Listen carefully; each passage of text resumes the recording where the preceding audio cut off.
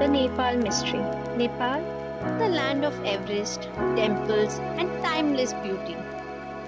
But this year, it's not the mountains making the headlines, it's fire on the streets and floods in the valleys. A nation caught between political rage and climate collapse. Welcome to episode 3 of On a Green Note.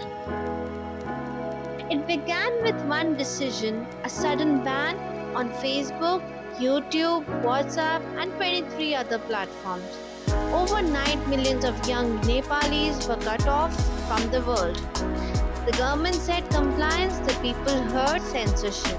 And in a country where nearly half of the population is online, the streets were bound to explode.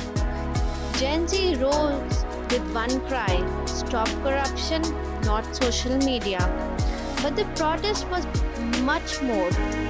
Years of scandals, nepotism, and the job market that had already failed them. Youth unemployment hovers over 20% in Nepal, remittances making up a quarter of GDP, and cooperative scams robbing families of their savings. The ban was just a trigger, the fire was always there. So what followed? Tear gas, water cannons, bullets. 9 lives were lost, mostly young. Government buildings set ablaze, flights grounded, ministers resigned and paraded. And finally, the Prime Minister himself forced out. A nation shaken not by silence but by the sound of its very youth demanding dignity.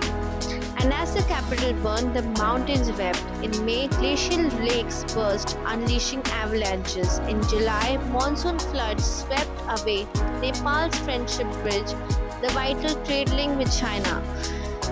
Villages drowned, trucks stranded, lives were lost. Nepal amid almost nothing, yet stands among the world's most climate vulnerable nations.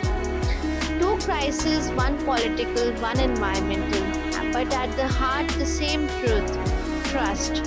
Trust in governance, trust in nature, trust in the future.